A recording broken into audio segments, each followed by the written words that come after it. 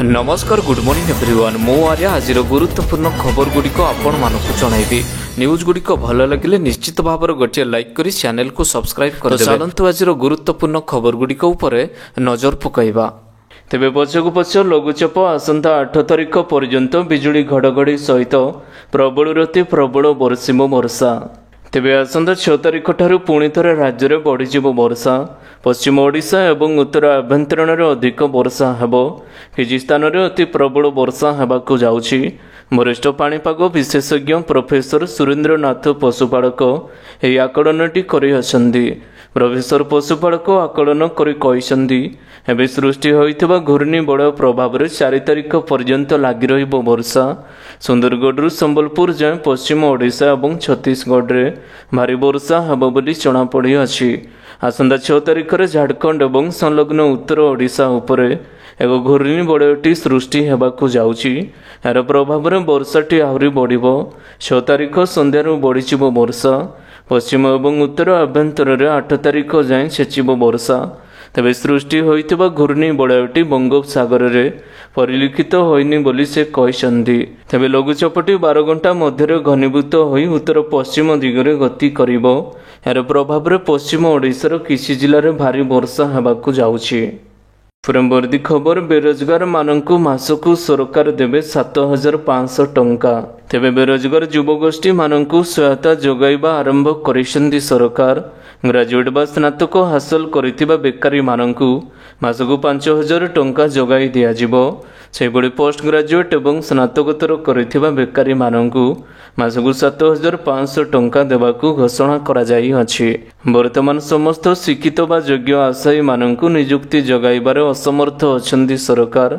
एणु एबे एही वर्गर युवगोष्ठी मानकु बेकारी भत्ता जगाई देबाकु घोषणा करिसन्ति सरकार। तेबे एही योजनार लाभ उठाइबाकु हेले एक निर्दिष्ट प्रक्रिया रहिछि। एथिबाई प्रथमे नियुक्ति पंजीकरण कार्यालय रे निजकु पंजीकृत कराइबाकु पड़िबो, जा फଳରେ आपनकु प्रति मासरे 7500 टंका मिलिबो।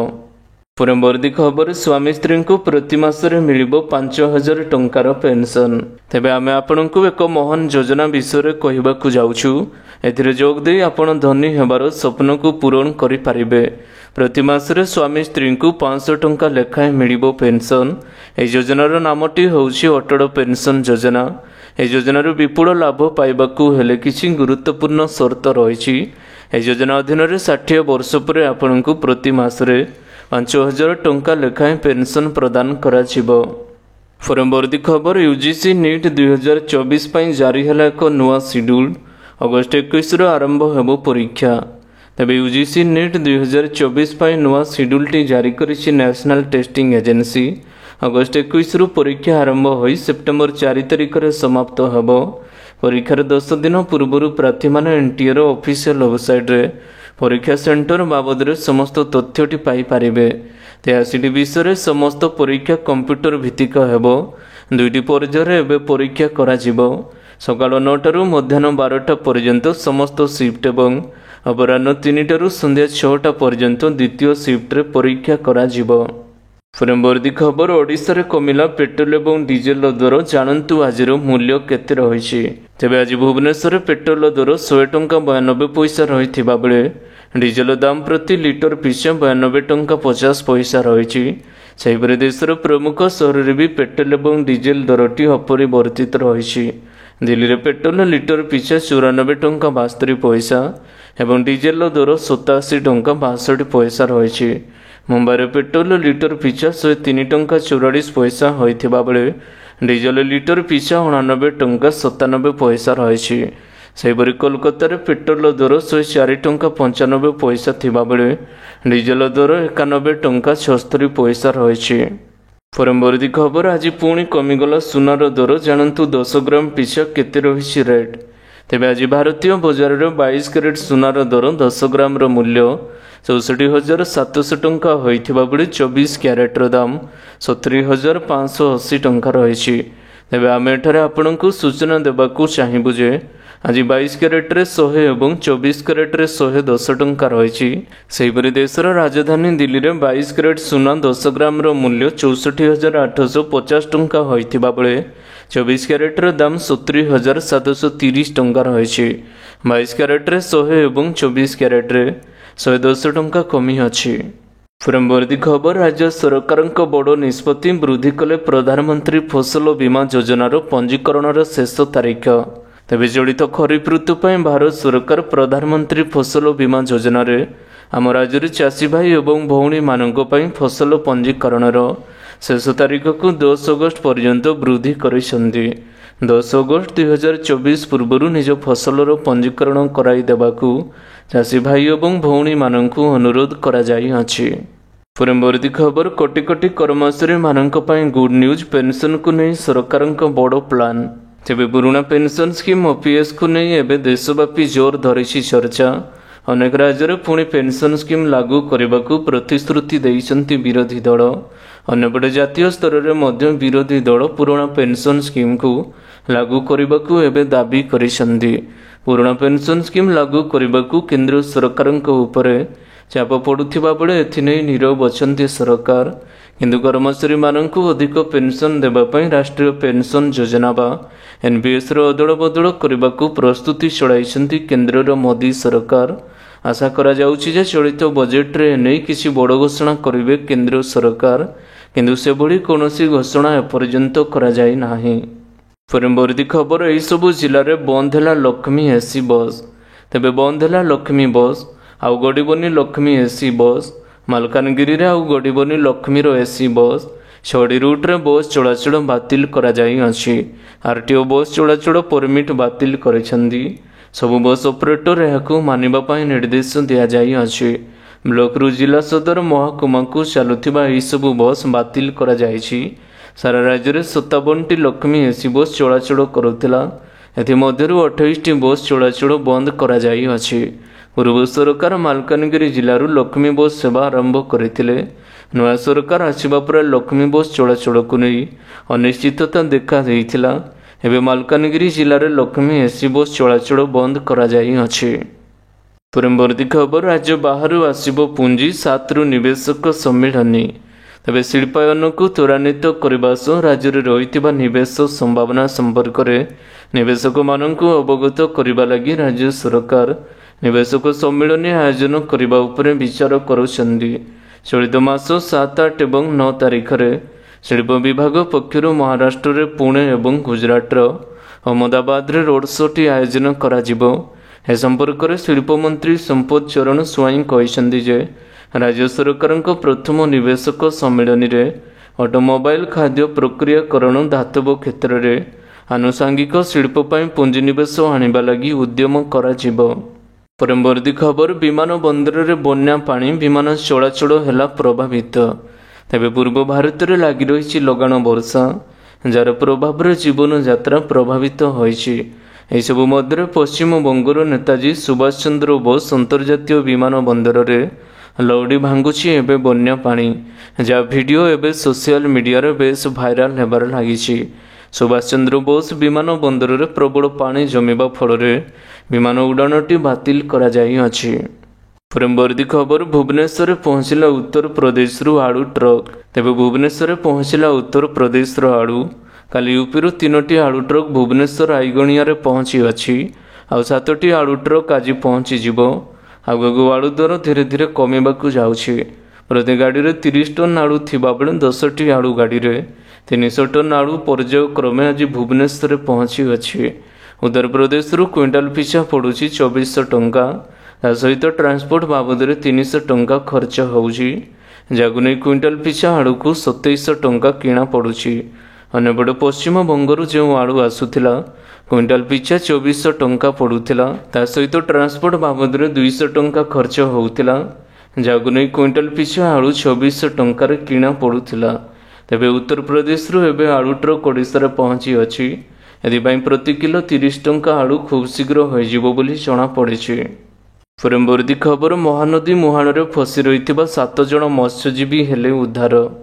ତେବେ ଟାପୁରୁ ଉଦ୍ଧାର ହେଲେ 7 ଜଣ ମତ୍ସ୍ୟଜୀବୀ। କେନ୍ଦ୍ରାପଡ଼ା ଜିଲ୍ଲା ମହାକାଳପଡ଼ା ବତୀଘର ନିକଟ ଟାପୁରୁ ଉଦ୍ଧାର କରିଛନ୍ତି 60 ମତ୍ସ୍ୟଜୀବୀ। ମୁହାଣ ଅଶାନ୍ତ ରହିଥିବାରୁ କୋଜଳ ପାତିଆ ନଦୀ ପଟ ଦେଇ ପାରାଦୀପ ମାଛଧରା ବନ୍ଦରରୁ ସମସ୍ତଙ୍କୁ ଉଦ୍ଧାର କରାଯାଇଅଛି। ଆହତ ଅବସ୍ଥାରେ ଉଦ୍ଧାର ପରେ ସମସ୍ତଙ୍କୁ 8 ବାଙ୍କୀ ମେଡିକାଲରେ ଏବେ ଭର୍ତ୍ତି ମଧ୍ୟ କରାଯାଇଅଛି। ଗତକାଲି ସନ୍ଧ୍ୟାରେ ଏକ ବୋଟ୍ର ଇଞ୍ଜିନ୍ ଅଚଳ ହୋଇଯିବାରୁ ଅନ୍ୟ ଏକ ବୋଟ୍ ତାକୁ ଟାଣି ଟାଣି ଆଣିଥିଲା। ତେବେ ଅଶାନ୍ତ ମୁହାଣର ବୋଟ୍ ଦୌଡ଼ି ଛିଡ଼ି ଯିବାରୁ ଦୂରକୁ ଏବେ ଭାସି ଯାଇଅଛି ଏବଂ ଅନ୍ୟ ମତ୍ସ୍ୟଜୀବୀମାନେ ଦେଖି ସେମାନଙ୍କୁ ଉଦ୍ଧାର କରି ନେଇଛନ୍ତି। ପରବର୍ତ୍ତୀ ଖବର, କୃଷି ଋଣ ସୁଝିବାକୁ କୃଷକ ଅମଙ୍ଗ। 1,84,00,000 ଋଣ ପଇଠ କରିନାହାନ୍ତି ଚାଷୀ। ତେବେ କୃଷି ପାଇଁ ଋଣ ନେଇଥିବା ଚାଷୀ ଏବେ ସୁଝିବାକୁ ଅମଙ୍ଗ। କିଛି ଚାଷୀ ଆର୍ଥିକ ଅଭାବ ଯୋଗୁଁ ଋଣ ପଇଠ କରିପାରୁନାହାନ୍ତି। ମାତ୍ର ଅନ୍ୟ କିଛି ଚାଷୀ କାଳେ ନୂଆ ସରକାରର କିଛି ନୂଆ ନିଷ୍ପତ୍ତି ଆସିବେ ଭାବି ଋଣ ନ ସୁଝି ଖିଲାପି ତାଲିକାରେ ଯୋଡ଼ି ହୋଇଛନ୍ତି। ପାଖାପାଖି 1,84,00,000 ଚାଷୀ 79,000 କୋଟିରୁ ଅଧିକ ଟଙ୍କାର ଋଣ ସୁଝି ନାହାନ୍ତି। ଯଦି ଏଭଳି ଅବସ୍ଥା ଜାରି ରୁହେ ତେବେ ବ୍ୟାଙ୍କ, ପ୍ରାଥମିକ ସେବା ସମବାୟ ସମିତି ଭଳି ଅର୍ଥ ଲଗାଣ ସଂସ୍ଥାଗୁଡ଼ିକୁ ଋଣ ହୋଇଯିବ। ଏବେ କୃଷି ଋଣ ଛାଡ଼ ନେଇ ଏବେ କିଛି ଯୋଜନା ନଥିବା ରାଜ୍ୟ ସରକାରଙ୍କ ପକ୍ଷରୁ ସ୍ପଷ୍ଟ କରାଯାଇଅଛି। ପରବର୍ତ୍ତୀ ଖବର, ଖେଳାଳିମାନଙ୍କୁ ନିଶାଦ୍ରବ୍ୟ ବିଜ୍ଞାପନ କରିବା ମନା। ତେବେ ଦେଶର କୌଣସି ଖେଳାଳିମାନଙ୍କୁ ମଦ୍ୟପାନ କିମ୍ବା ଧୂମ୍ରପାନର ବିଜ୍ଞାପନ ଦେଖିବାକୁ ମିଳିବ ନାହିଁ। ସ୍ୱାସ୍ଥ୍ୟ ବିଭାଗର ମହାନିର୍ଦ୍ଦେଶକ ଡକ୍ଟର ଅତୁଲ ଗୋୟଲ ବିସିସିଆଇ ଏବଂ ଏଏସ୍ଆଇକୁ ଚିଠି ଲେଖି ଖେଳାଳିଙ୍କ ଠାରୁ ତୁରନ୍ତ ଆଫିଡେଭିଟ୍ ନେବାକୁ କହିଛନ୍ତି। ଏହି ଚିଠିରେ ଗୋୟଲ ଲେଖିଛନ୍ତି ଯେ ଖେଳାଳି, ବିଶେଷ କରି କ୍ରିକେଟରମାନେ ଦେଶର ଯୁବ ଜନସଂଖ୍ୟା ପାଇଁ ଆଦର୍ଶ ଅଟନ୍ତି। ଯୁବକମାନଙ୍କୁ ଏକ ସୁସ୍ଥ ଜୀବନଶୈଳୀ ପାଇଁ ପ୍ରେରଣା ଯୋଗାଇପାରେ। ତଥାପି ଦୁର୍ଭାଗ୍ୟଜନକ ଯେ ଭେଟରାନ୍ କ୍ରୀଡ଼ା ତାରକାମାନେ ପ୍ରାୟତଃ ସିଗାରେଟ୍, ବିଡ଼ି କିମ୍ବା ପାନ ମସଲା ବିଜ୍ଞାପନ କରିବାକୁ ଦେଖାଯାଉଥାଏ। ଏବେ ସମସ୍ତ ଖେଳାଳିମାନଙ୍କୁ ନିଶାଦ୍ରବ୍ୟ ବିଜ୍ଞାପନ କରିବା ମନା କରିଛନ୍ତି ସରକାର। ପରବର୍ତ୍ତୀ ଖବର, ସେପ୍ଟେମ୍ବର 10 ତାରିଖ ପରେ ଲାଗୁ ହେବ ଗୋପବନ୍ଧୁ ଜନ ଆରୋଗ୍ୟ ଯୋଜନା। ତେବେ BSKYକୁ ନେଇ ଆସିଲା ବଡ଼ ଅପଡେଟ୍।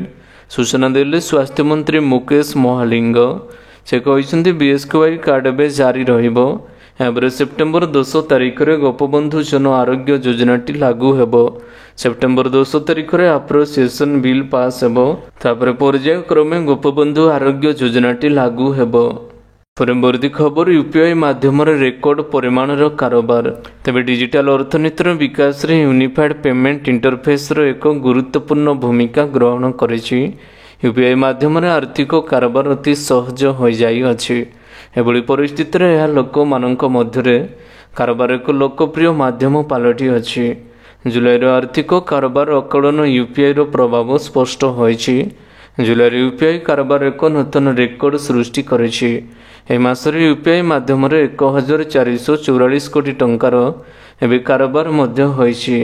ଏଗୁଡ଼ିକ ମାଧ୍ୟମରେ 20.64 ଲକ୍ଷ କୋଟି ଟଙ୍କା ଏକ ଆକାଉଣ୍ଟରୁ ଅନ୍ୟ ଆକାଉଣ୍ଟକୁ ସ୍ଥାନାନ୍ତରିତ କରାଯାଇଅଛି। ପରବର୍ତ୍ତୀ ଖବର, ଲଗାଣ ବର୍ଷାରେ ବେହାଲ ମାଲକାନଗିରି। କଙ୍ଗାରୁ କଣ୍ଡ ପୋର୍ଟରୁ ପୋଲ ଉପରୁ 4 ଫୁଟର ପାଣି। ତେବେ ଲଗାଣ ବର୍ଷାରେ ବେହାଲ ମାଲକାନଗିରି ଜିଲ୍ଲା। ଗତ 2 ଦିନ ହେଲା ମାଲକାନଗିରି ଜିଲ୍ଲାରେ ପ୍ରବଳ ବର୍ଷା ହେବା ଦ୍ୱାରା କାଙ୍ଗୁରୁକଣ୍ଡା ପଟରୁ କନ୍ୟାଶ୍ରମ ପୋଲ ଉପରେ 3 ରୁ 4 ଫୁଟ ଉଚ୍ଚରେ ପାଣି ପ୍ରଭାବିତ ହେଉଛି। ମାଲକାନଗିରି ମୋଟୁ 326 ନମ୍ବର ଜାତୀୟ ରାଜପଥ ଯାନବାହନ ଚଳାଚଳ ସହିତ ଯାତାୟାତ ମଧ୍ୟ ଠପ୍ ହୋଇଯାଇଅଛି। ପରବର୍ତ୍ତୀ ଖବର, ଆମ ପ୍ରତି ବୈମାତୃକ ମନୋଭାବ ପୋଷଣ କରାଯାଉଛି। ମୋଦିଙ୍କୁ ଟାର୍ଗେଟ କଲେ ମାନ ସରକାର। ତେବେ ପ୍ୟାରିସ୍ ଅଲିମ୍ପିକ୍ସକୁ ନେଇ ପଞ୍ଜାବ ମୁଖ୍ୟମନ୍ତ୍ରୀ ଭଗବନ୍ତ ମାନ ଏବଂ କେନ୍ଦ୍ର ସରକାରଙ୍କ ମଧ୍ୟରେ ବିବାଦ ବୃଦ୍ଧି ପାଇଛି।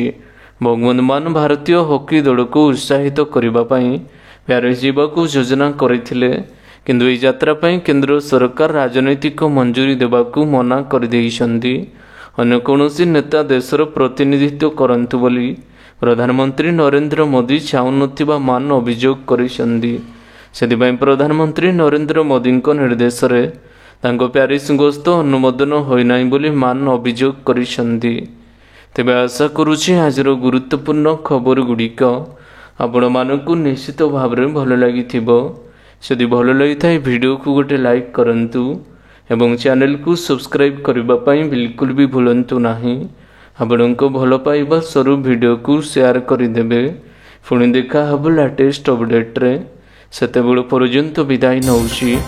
Vande Mataram, take care, bye bye.